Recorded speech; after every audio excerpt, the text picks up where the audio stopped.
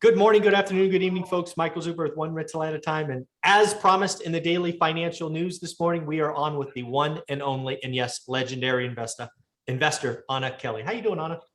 I'm doing great. I'll take Investa. Investa, yeah. Got a little street slang there. I don't know where that came That's from. right. Michael, this is so exciting. Look at us. We coordinate today and we didn't even plan it. Yeah, it's like we're meant to be today. I texted your husband and asked what you were wearing. So just kidding. That was a joke, folks. That was a joke. Hey, so Anna, one of the things I want to talk about today is, I don't know how to phrase this without, I'm just going to say it. I think the middle class is in for a very rough decade. I think inflation is running hotter than expected. I think it will run longer than expected.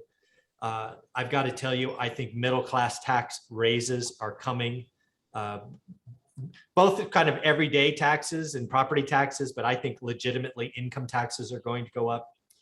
I think real interest rates are negative, not positive. I think there's just, it's just going to get uncomfortable. And if you're in the middle class, which most of us are, you do have choices. You can sort of fight against reality, or you can do what you and I did years ago and sacrifice, step back, and frankly, buy assets with fixed rate debt. I mean, that's the best thing you could do for yourself right now. Because when I look at the future, I go, okay, I got 30-year debt below 4% fixed for 30 years.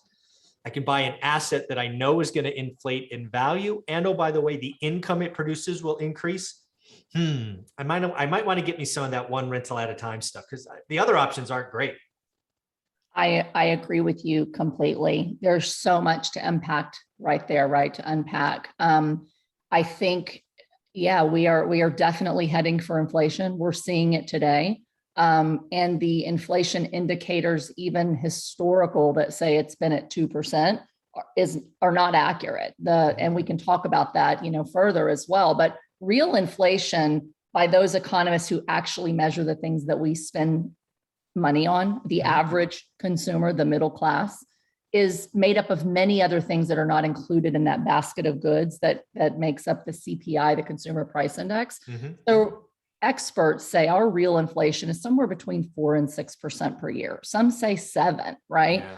And so if we can have assets that we're paying debt on at less than 4 to 6% per year, we're actually beating inflation and creating some income to help offset the rising costs of things to us, and having assets that are going to go up in value and have tax benefits that help us fight what you were just talking about, taxes continuing to go up. So I know of nothing, and we've talked about this before. I've worked with retail investments for years with the wealthiest of the wealthy, and I know of nothing like real estate, residential cash flowing real estate, to create wealth, create extra income, help offset taxes, and really grow wealth, despite the fact that there is going to be a lot of pain for the middle class ahead. Yeah, because if you do nothing, which let's just be clear, most of the people listening to this are going to do nothing.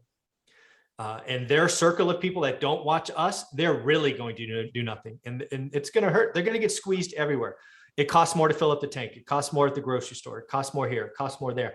And oh, by the way, if you're not a landlord, if you don't own the asset, your rent's going to go up. I mean, how many times do we have to scream that rents are already up 7% nationwide average single family homes? That's not done. Right. And oh, by the way, some of you are going to come out and say, well, my wages are going up. Well, I hate to tell you this, the bearer of bad news. If your wages go up 5%, but inflation is 7%, you lose. Right. It's true, but people think, and I just had a conversation with a very, very smart person who's in the real estate world, and they think that real inflation is definitely 2%. So as long as my wages go up 4 or 5, I'm beating it. But because they're listening to, the talking heads on the news, that the government wants to keep inflation 2%, yada, yada, yada. The reality is, and we all know, if we just sit back and think about it, how has your cost of living changed? And are you better off today than where you were a year ago? Now, granted, we've had a pandemic, so I'm not going to minimize that.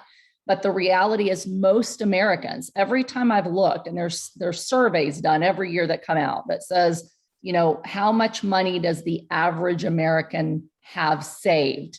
How many are living check to check, one check away of financial disaster? And Michael, it's in the 70 percentiles consistently. The middle class, 70% of Americans live check to check to check, have more debt, more than $40,000 in debt, not including cars and school loans, and have less than $4,000 saved outside of their retirement funds.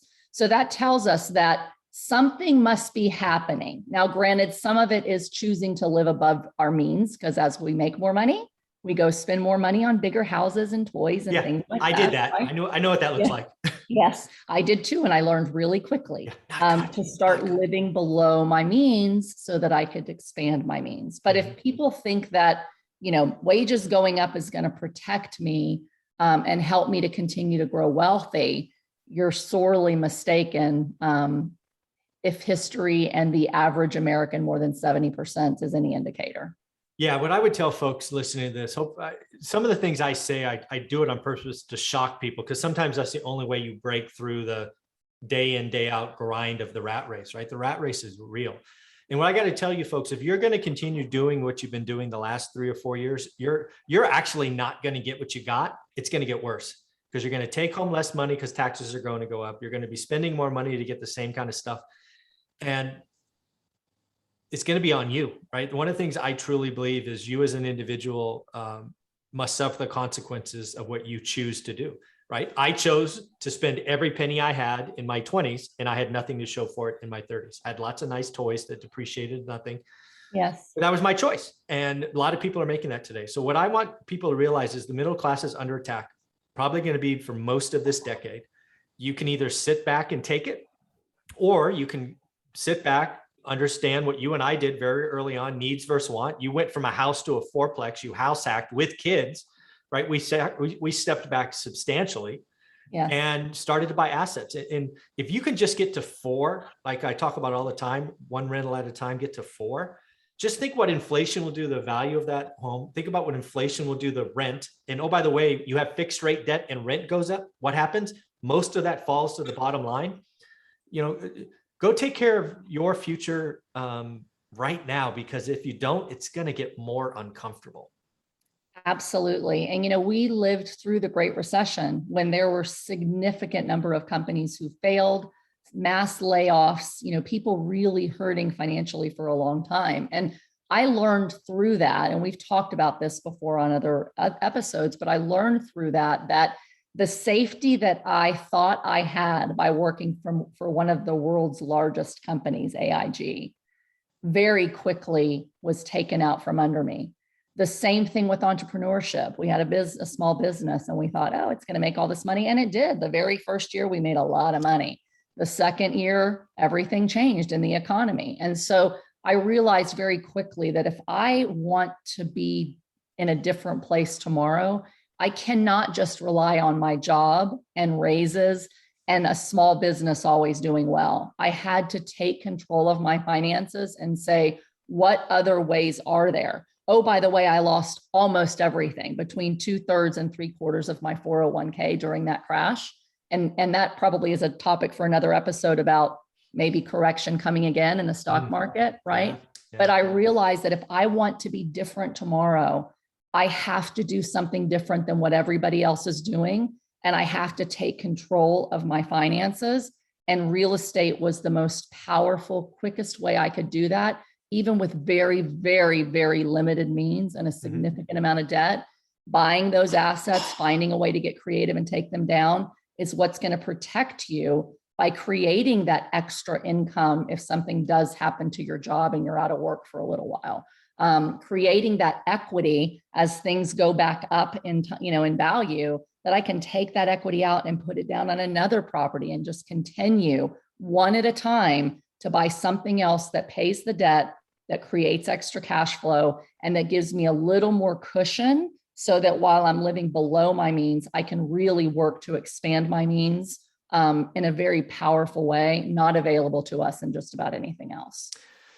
Folks, again, as we wrap up session 1, the middle class is under attack. What you have here with Anna and I are 2 people that chose to sacrifice to live below our means for a decade.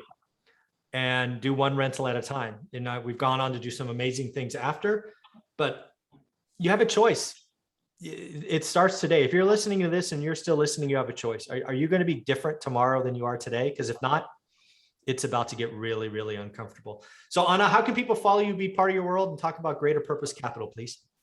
Great. Thank you so much. So on Facebook and Twitter and LinkedIn, Instagram, I'm at Anna, REI Mom Kelly, REI Real Estate Investor, Mom. And I share tips about real estate and living a balanced life and living your greater purpose.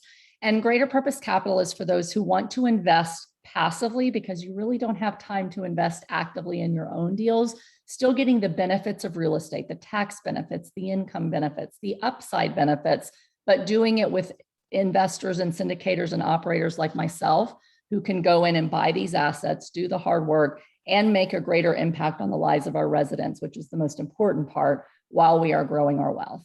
That is awesome. Go check out greaterpurposecapital.com. Thanks, Anna.